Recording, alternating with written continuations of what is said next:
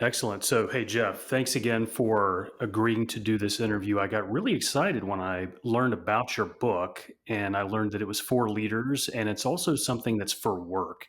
And again, my interview show is all about making work better. I'm curious, though, given if you could take just a couple minutes to talk about your background, because I'd love to know how your background influenced your interest in the topic of your book, which is firm feedback. Yeah, I mean, that probably was the bedrock of the influence. And thanks for asking. The book came not only to serve people and fill a need, but it comes from my heart and what firm feedback has done for my life and any success that I've had. I grew up here in southwestern Pennsylvania, born into poverty. Had two very, very sick parents. Had a mom that battled a disease called lupus, and a father that battled chronic osteoarthritis. And so, from the time I was born, they never worked a day in my life. And although they were good people, they were managing a lot. There was a lot of time in and out of hospitals, some bad decisions that led to less than ideal scenarios for me and my brother. That led to a very dysfunctional teenage life, brushes with the law, alcohol abuse, a hot mess.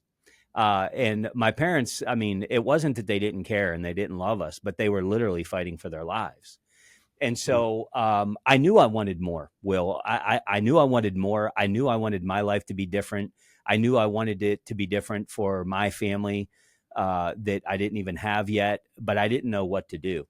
And so upon graduating high school, I didn't feel like college was a great option for me. And so I joined the military, and it changed my life. It gave me the structure, the discipline that I needed. It also had this thing called the GI Bill, which would help pay for college. So win win. And when I transitioned from the military, I thought, you know what? I'm going to make a crack at this college thing and maybe be the first one in my lineage to get a college degree. And I'm just a short time from starting my academic pursuit, and I got a call that I had gotten so many times from my dad, which is they're sending mom home in hospice. But this time it was a little different because this time my dad had to have a leg amputated while this was all happening. And so I did what anybody would do, any good person, and I put college on the back burner, and I went home to help and got the nurses set up.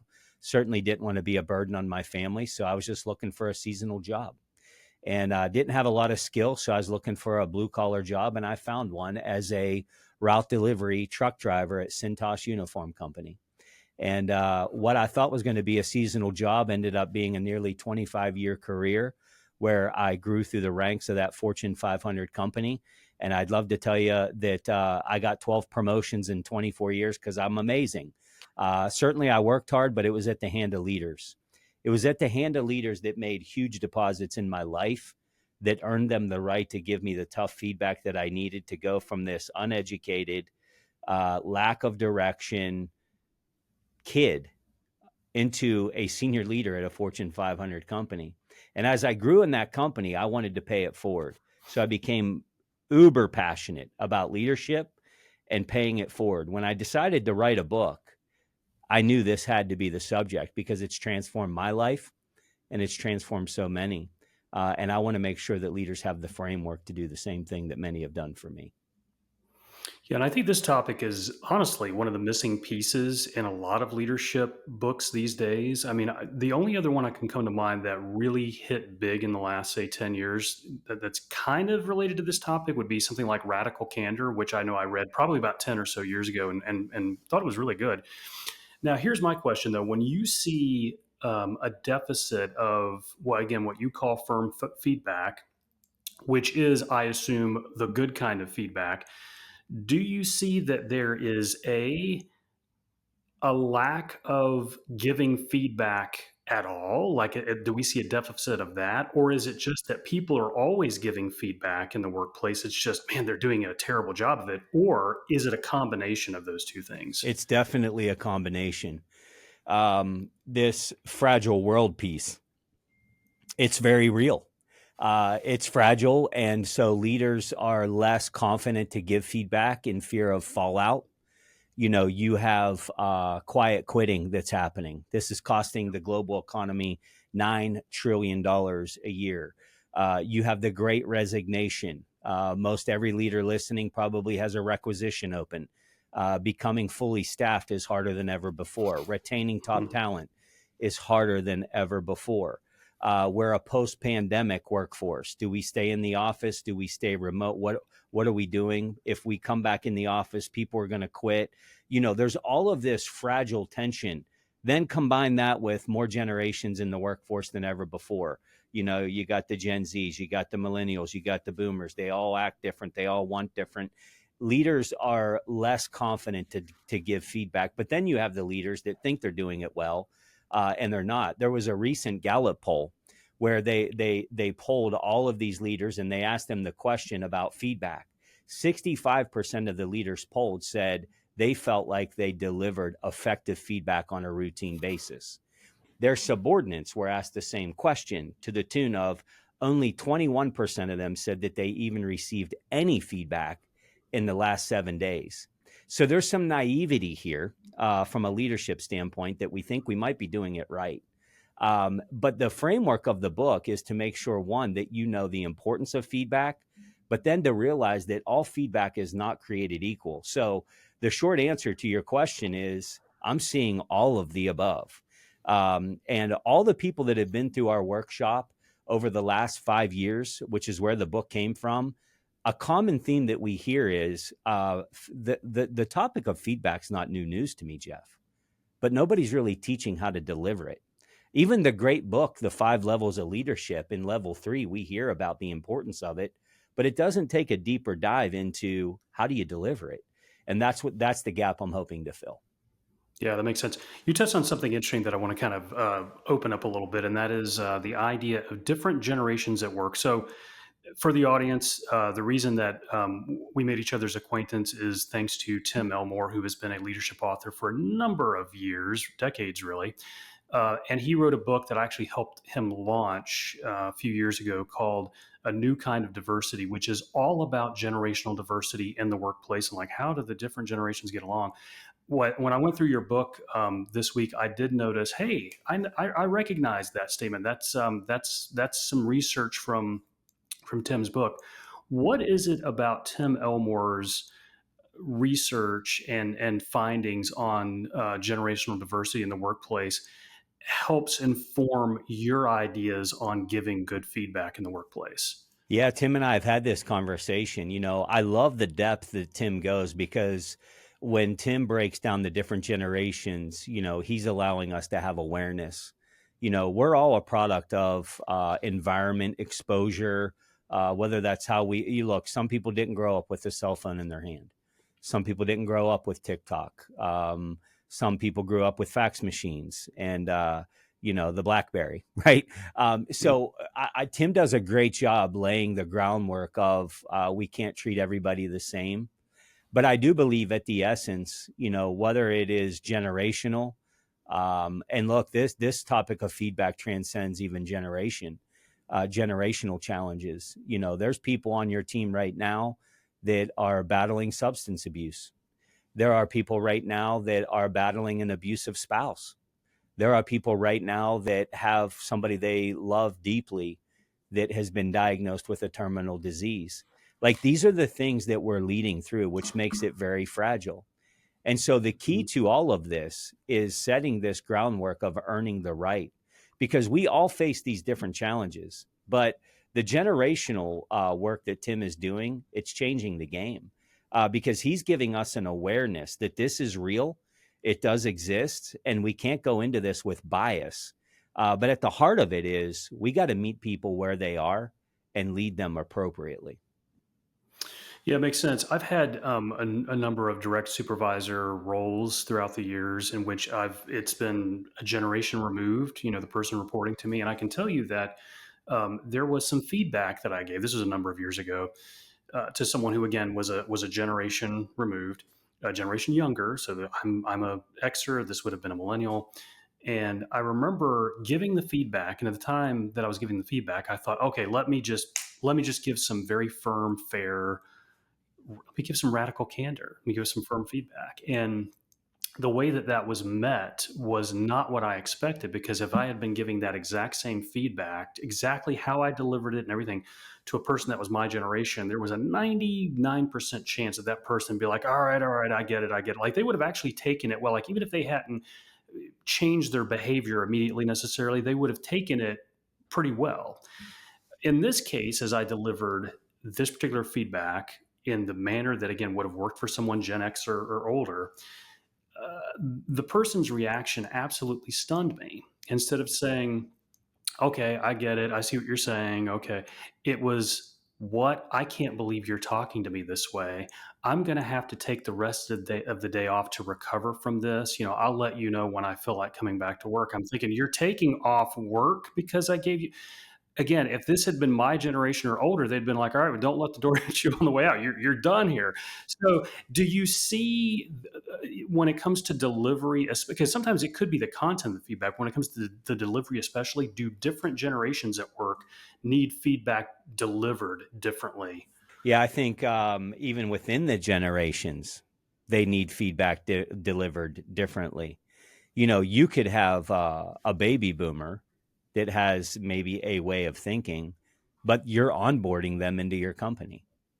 And because you're onboarding them into your company, they need a different level. They need direct feedback. Why? Because they don't know how to do the job. They don't know what they don't know. Adversely, you could have, somebody that maybe is in my generation who's been with your company 25 years and is a peak performer. Well, regardless of their generation, direct feedback most likely isn't going to work on that person. You have a peak performer with high tenure. Where do you go? You go collaborative because you're helping them lead themselves to an answer. But the root of it, whether it's generational or within generational, is earning the right. I get my big break at Cintas. I'm a truck driver. I'm picking up dirty clothes and dropping off clean clothes. And man, we had a 401k, Will. We had, profit sharing at this company. I mean, I came from poverty. I was getting paid $400 a week, by the way, and life was good. I mean, I was crushing it. But I saw these guys that would run around the office, and they wore real shiny shoes, and they drove these fancy cars. You probably heard of them. They're called Honda Accords. And I was like, who are these guys? And I was told they were salespeople. And I'm like, well, I can do that. I was, a top ranking truck driver. I was winning awards. I was doing well. Certainly, this is the next step. I get my big break in sales. I did get that Honda Accord. And I had the most amazing leader to show me the way on how to become a great salesperson. And this is a guy that would pull me in even after working hours and role play with me, teach me how to do prospecting calls, teach me how to overcome objections. He would jump in the car with me and go on sales calls and give me coaching in the car of what went well and what didn't. He would take some of my sales calls and let me observe him. He got to know me. He got to know my background, some of the challenges that our family was facing. This is a guy that took me into the men's room and taught me how to tie a Windsor knot, taught me what a collar stay was. I didn't know what those fancy little metal things were that went in there. I can only do a four in hand tie knot, just in Yeah. case anybody's wondering. But Haven't yeah, done a Windsor yet. yeah, you got that way. He taught me how to tie a Windsor. This is a guy that took me to Joseph A. Bank and taught me the difference between a suit coat and a sport coat, and that your belt and shoes should match. This is a Mhm. guy that was going above and beyond, making deposits into me because he was getting a ball of clay. And I was having some really good success my rookie year. And one morning I was out, I was getting ready to go to my first sales call, and I got a call from my dad, which was, you need to get to the hospital. Now, look, I had gotten that call many times, but just like all the other times, I did what I always did, which was I went to the hospital because mom was not well and she's in intensive care. But this morning it was different, Will, because this morning was the last morning that I would get to hold my mom. And she passes at the young age of 48 years old. That's how old And I am right now. yeah, exactly. So perspective, Yeah. it rocked me. We were just looking at homes in neighborhoods to get them out of the one bedroom apartment kind of life. I was having success. They were never going to have to cut a pill in half again to get to the next copay. And I went into a really, really dark place. I lost motivation, didn't care much about the Joseph A. Bank ties and the Honda Accord. I lost it. My results slipped. This went on for a few weeks. And my boss came in, brought me into his office, and he opened the conversation by saying these words: "Enough's enough. Enough is enough. My heart breaks that your mom has passed, but you have an 18-month-old son.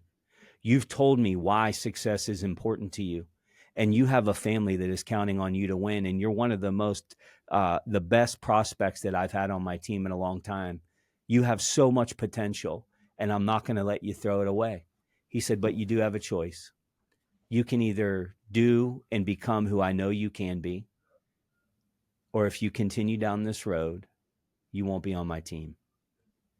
Now, firm feedback. The old Jeff, the 18-year-old renegade, rebellious guy, would have said, "You're not going to tell me what to do. Have a great life." And I would have stormed out in rage. But I knew what this guy was saying was coming from a place of love and accountability. And he was right. Now, that's a hard conversation to have. But think about what has happened since that day. I went on to take 11 promotions. I've started my own company. I've published a book.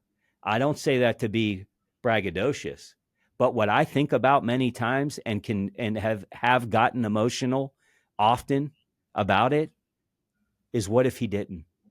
What would my life look like right now? And let me just challenge the leader listening. There are people counting on us to show up and deliver feedback in a way that can transform lives.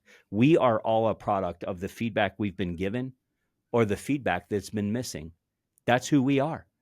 And the gift of feedback, when we earn the right, we set clear expectations, and we earn the right to give the hard feedback, it can literally catapult somebody to their potential.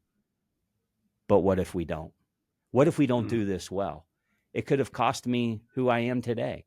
And that's why it's so important. Yeah, for those that gave you firm feedback along the way that were partly responsible for your being where you are, I know you mentioned several times you talked about the deposits that they made, along the way. You say in your book, and to me, this sort of is this concept in a nutshell. You say having a clear understanding of expectations is the only way to earn the right to hold people accountable. And so it sounds like even for your manager who said enough is enough. Well, that's setting a pretty clear expectation, isn't it? I mean, he gets your attention and then he goes on to say, look, it's been this amount of time. I understand what you're going through, but you're a top prospect and I want to keep investing in you, but I can't keep investing in you unless you get out of this funk. I mean, I think he set the expectations pretty clear, which of course allowed you to make the decision, am I going to allow him to hold me accountable or not? And you chose to allow him to do that. You were talking earlier about how there 65% of leaders polled say, "Oh, I think I give good regular feedback," and then when their subordinates are asked, it's like only 21% say they get any feedback at all. You say that highly engaged teams, and I think that one of the things, if you look at any company, if you look at any team that is lacking results, engagement is a big part of that, and there are a few big factors that play into engagement. But here you say highly engaged teams don't just expect feedback, they crave it. Now I have a theory as to why this is, but tell me why you think that is, and secondly, the difference that it makes when they get the feedback that they crave. Yeah, I mean, the leader that's listening, or anybody that's had any success, we know this is true. We want feedback because we know feedback is the thing that can change who we become. We have this mindset that we all have a blind spot and somebody else is seeing it, and I need to know it. It's the leader's responsibility to create that culture within their organization. And I have great news. If that's not your culture today, the game is not over. We can create this culture. And I think it does start with understanding, why is success important to people, and tying that into this. Otherwise, what would be monstrous feedback can end up becoming a gift. And the best way is to give a simple role play, because I think stories stick. And Will, you're a good sport, so we'll role play this. Let's just say that you and I are going to a big business conference in Nashville in 3 weeks, and the purpose of us going there is to build our network and build our brand and make a great first impression and meet a lot of people. And you and I are strategizing how we're going to go about doing this. And during the conversation, I say, Will, look, love the meeting today. I know why this conference is important to you. And I know why meeting new people and bringing your best self is important to you. But let me ask you this question. If we're heading into the conference and maybe I happen to smell some excessive coffee breath and your breath is smelly, would you want me to let you know? Absolutely. Absolutely. Well, good. You know what? And I'm committed to doing that for you, Will, because I know how important first impressions are. And sometimes we don't always know that there's an issue. And so you can count on me to do that. 2 weeks, we get to the conference and we're walking in, and sure enough, I smell it. And I pull in my pocket and I pull out a mint and I say, Will, you remember a couple weeks ago, you asked me to give you this feedback? Well, I got great news. Today's that day. Your breath is very offensive, but I have a mint and I give you the mint and you take the mint. And what do you say to me? Thank you so much for pointing that out and letting me know. Yep. Thank you for letting me know. Yep. Now, same data, bad breath, different scenario. We're in line at the convenience store. You're behind me in line.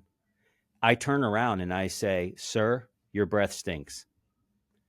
Now it's the same exact data, the same information, and I'm right, but you're offended. The difference in the two scenarios is in one scenario, I earned the right to tell you. In the other scenario, I didn't. In both scenarios, I'm right. Your breath stinks. And this is what a lot of leaders do is they'll say, look, I'm just telling people, I'm just calling it as I see it. That's you saying, I'm right. We're not here to be right. We're here to transform behavior. So a lot of this is connecting in one-on-one discussions, understanding why success is important to somebody, setting clear and reasonable expectations, stage set, and then saying, if you're ever falling short of the expectation, I'm here to help. I'm going to help you get back on track. I'm going to help you run a faster mile. I'm going to help you close more sales. That's the feedback you want from me, right? When you Mhm. set the table, when there's no defensiveness and no drama and no emotion, now what you're doing is you're creating a culture that feedback is a gift, both from the subordinate to the leader and the leader to the subordinate. Both are absolutely critical. And that's a culture that can be created in any organization. So I suspect, and I would say that I've observed, and I think it's backed up by the data that you shared earlier, that for the most part, I think a lot of leaders nowadays, this might be a big change from what used to be, but a lot of leaders nowadays tend to avoid giving feedback, generally speaking. Like if there's something where we've reached a breaking point, feedback needs to be given. It's kind of like they wait till they're almost in a rage to do it, and so that can sometimes be well, if that's the only type of feedback that people get from their leaders is, oh, wow, this person's flying off the handle. Obviously, it's going to be taken a certain way. Human beings, of course, are self-protective creatures. And even the person who shared with you, hey, enough's enough, I'm sure they did it firmly, but I'm sure because you said so, they were good at giving feedback along the way. Now, you have a chapter in your book. So if there are leaders around here that say, oh, I just don't have time, to read a 200-page book, or, I've got, a reading list, if they I recommend they get this book, and they if they don't have time to read, just go to one chapter, and that's chapter 6, which is fear, the 4 reasons most people avoid giving feedback, because this unpacks, it probably confirms what they're thinking already, but tell me about these 4 reasons that leaders avoid giving feedback. Yeah, I mean, I love the acronym because it is rooted in fear, but you have fallout is the F. What if this goes poorly? What if they quit? What if I give them this feedback and they quit? My gosh, it's a peak performer. I can't afford another person quitting on me, especially them. So there's this fallout that could happen when you give feedback. But then there's the emotion. We all look at who we're about to give this feedback to, and we start to create this thought in our head of how this is going to go. If I deliver this feedback, they're going to cry. If I deliver this feedback to that defensive person on your team, it's going to be just full of anger. Listen, I've given feedback to people and saw fists clench, and so I've seen all the scenarios. So there's this mindset of what if I do? So you have fallout. You have you have all of these different things. You have the R, which is retaliation, right? The A, I forgot the A. The A is amateur. This is that new leader that's like, I know I have to say something, but what do I say? How do I say this? Have I earned the right? Have I given expectations? What if I do this wrong? And maybe I'm wrong here. Am I out of my mind? And this is when we resort to maybe I shouldn't just do it at all. But then there's the R, which is retaliation. What if I do this wrong and they call my boss? And what if I end up being the one that gets in trouble? So this FEAR combined in that chapter, we talk about the reasons why leaders maybe don't lean into tough feedback. So I think it's a good starting point. But hey, keep reading because we teach you the different types of feedback and two very key, simple, not always easy ways to hold people accountable through the tough conversations. But that acronym FEAR, definitely one that should bring about some self-awareness. Yeah, while we're here, can you share the different types of feedback? Yeah, so we talk. There's many, but the three that we kind of hang our hat on is the collaborative feedback, directive feedback, and supportive feedback. The key is knowing that all feedback is not the same. Every leader's coming with a personality. You have the aggressive leader, you have the passive aggressive leader, you have the passive leader. They're all coming with a different way of leading. The good news is that leadership transcends personalities. Mm. And when it comes to feedback, what you at least need to know is there's different feedback tools that should be given to very specific scenarios. You know, we would never try to pound a nail in wood with a screwdriver. You can, but not the best tool. A hammer is really good at that. And so we break down these three feedback types to give you a better idea of when should I be delivering this type of feedback and who is my ideal audience for that feedback. So now we talk about this consistent cadence of feedback, a routine check-in to where not only are we reinforcing expectations, but now we're giving feedback to the expectations. Everybody on your team, even your peak performer or your underperformer, they're going to need consistent feedback. We can't just give them expectations at onboarding and just assume it's all going to go well.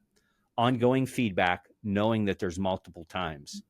When the accountability has to happen, and it will, if you're a parent, you can say he is absolutely right. Like, we know this accountability has to happen. When you've set expectations clearly, you've given consistent routine feedback, you have now earned the right to have the tough accountability conversation. And there's framework in the book that talks about the way to do that as well. Awesome. When does the book come out, and how do people get their hands on it? I thought you'd never ask, Will. So the book Mhm. is available for pre-order as of the recording of this show. The official launch is June 17th. Through the month of June of 2025, we are offering the free bonuses. So whether it's a single book or a bulk order, there's free bonuses that will come with that book. Now, post-launch, those bonuses will still be available, but during the launch, they're complimentary. So everything from 52 weeks of leadership questions to possibly joining our book launch team where I'm doing live Q&As around the content. We have curriculum that comes with the book as one of our bonus packages. So you can sit with your leadership team and go through chapter by chapter. There's a reverse interview where somebody interviewed me and we break down every chapter of the book. Why did we write that chapter? What should they expect from the chapter? So there is a ton of bonus material because the heart behind this book is not to help somebody win the next leadership trivia game. We want people to be equipped to execute on what they're learning. And that's why we've put a lot of work into these extra bonuses and materials so that you're not just reading another leadership book, but now you have the tools to engage it through activities, through questions, and through application. That's awesome. So you get more than just the book if you order in the month of June. Where would they go to order to get those bonuses come June 17th? Yeah, the bonuses are only available on our website, which is firmfeedbackbook.com. Firmfeedbackbook.com. Of course, you can order the book wherever books are sold, but if you want those bonuses, and why not? They are free. Firmfeedbackbook.com is the place to do that. Okay, and we'll put a link in the show description and probably put an end screen on here as well, showing the book cover as well as where you can go, probably even a QR code. So look out for that. Yeah, definitely get the book. Again, leaders, we're trying to make work better, one team at a time. You cannot do that without firm feedback, and it's something that we've already discussed. There's a deficit of this. People are either not doing it at all, or there are people that are doing it and they're not doing it very well, and there's some stuff in between there as well. So really important to get that. Jeff, thank you so much again for spending the time with me and telling me more about your book and about the work that you're doing. And thank you for the work that you're doing, because again, this is something that leaders need. This is something we need to make better workplaces. So thank you. Thank you, Will, and thank you to every listener. And my hope and prayer is that we're not just bosses people report to, but we're becoming leaders that people don't want to let down. And I'm grateful for the opportunity to share my heart. Awesome. Sounds good. All right. See you guys next time.